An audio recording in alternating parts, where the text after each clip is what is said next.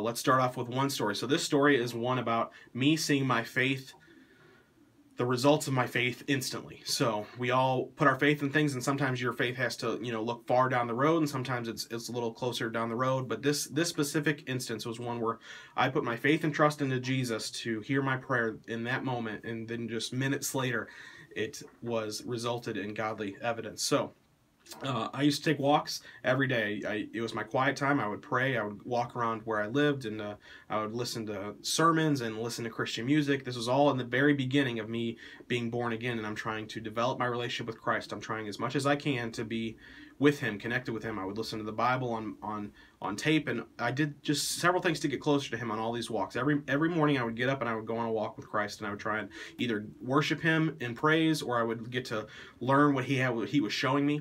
And this one day I was walking by. Now I started to be told that I was going to be able to share my faith with other people, and I was trying to walk out that moment in my life. It was very hard for me. I was a very introverted person. It was hard for me to actively share my faith with other people. However, God had put it in me in a way that I started to do it without even noticing. In fact, when I first got saved, I sat at the break room at work, and I just talked about Jesus all the time, sort of unknowingly, and it began to turn people off to the point where I used to sit at the break room and I was surrounded by people, and then as the weeks went on, I ended up sitting with less and less, and eventually I started sitting by myself because no one wanted to sit next to the guy who all he did was talk about Jesus. Now, I wasn't actively doing that intentionally. I want to be honest with you about that. I wasn't some godly Christian. It was just that I had started a relationship with Jesus Christ, and it was important to me, and I was sharing my heart with other people in the same way that if you started dating someone, you would talk about that person with others to everyone. You tell them, you put it on your Facebook feed, you tell them, oh, I started seeing this guy last week, you got to meet him. Like, these are the types of, this is how we converse with one another, and that's what I was doing. I didn't know that it was actively cutting those that were hearing it, because it was bringing them to maybe some conviction, or maybe it was just annoying them. The devil was trying to prevent anything from taking root, and so I ended up having all these lunches by myself, and that's okay. But this I'm telling you this because God put this in me to be able to share my hope that came from my relationship with Christ, who sanctified me, who delivered me from a 10-year addiction, and share it with other people. So I'm out on my walk one day, and I'm approached by a man in my apartment complex who has a flyer, and he's a Jehovah's Witness, and he wants to give me this flyer.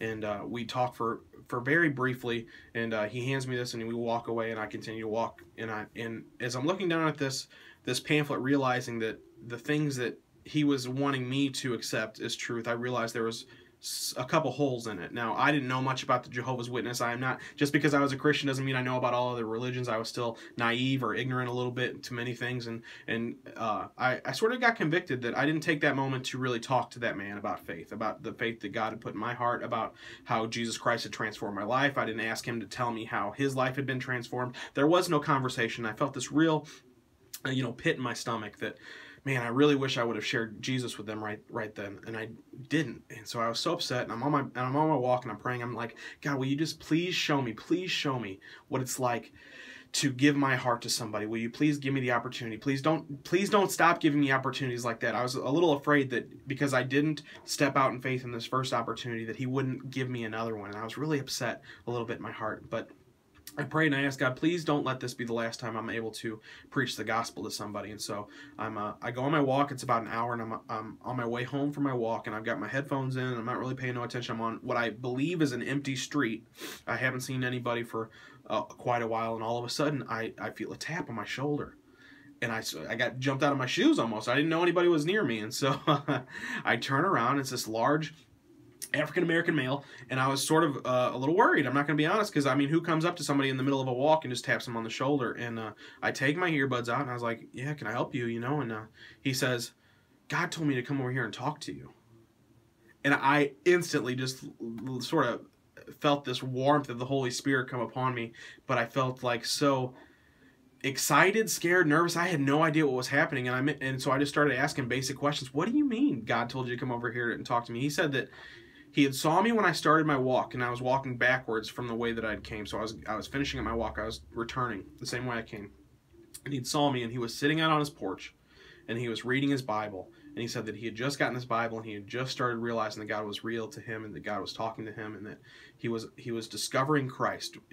Days ago, he had discovered Christ for the first time in his Bible. And he said that he was reading his Bible, and that God sort of spoke to him and said, go talk to that man over there. And he came over to me, and he said, you know, God told me to come talk to you. So we got to talking. I told him about my ministry. I told him who I was. I told him what God had transformed me in my life and how he delivered me from addiction and all these things that had happened. And the look on this guy's face was just one of complete shock and excitement. He's just like, I can't believe that this is happening. I can't believe I came over to talk to you. And he sort of thought that he was coming over to share Christ with me. And he's like, you know, I really thought that's why God meant for me to come over. He's like, I had no idea that God was having me come to talk to you because there was something I needed to get from you. And so through the course of that relationship, which developed over the weeks and months that went on, I got to meet his family. I took him to church where he accepted an altar call and went and gave his life to Jesus. And I took him home on the car ride, and he was telling me how excited he was to finally have done that, to really given his life over to Jesus. He made plans for baptism, and these things could not have happened if my faith in God wasn't to a point where I was just like, God, I don't want you to think that I won't do this next time. I will do this next time. And that sometimes our faith is hard to use, you know, and even for something little as talking to somebody that we don't know, it's hard one time and then it's easy the next. And for me, in just an hour period, it was really hard for me to share my faith with one person, and it was really easy to do it the next. And that faith was not any different in that hour that had changed, but what had changed was my desire to use that faith and put it into Christ, because during my prayer, I was asking God, God, show me what it's like to put my faith into you so I can share my testimony even further with someone who I would meet. And what does he do immediately? God shows a result of that faith, and he brings a person into my path, a person I couldn't have planned on. I didn't approach this person. I didn't ask for this person to come up to me. I didn't ask, you know, any of these things that happen in order for it to take place. But what I did was step out in faith and obedience and say, I'll talk to this person. I'll invite this person to church. I invited that person over to my house several times for Bible studies. And I started to show him what God had shown me in the Bible and just encourage him. Later, I moved away, and I wasn't able to continue my relationship on a weekly basis with this man. But I believe this man got saved, and I believe that this man is doing great things for the Lord right now. And it's incredible that God puts you in these circumstances where even though you don't know they're coming, something great can come out of them.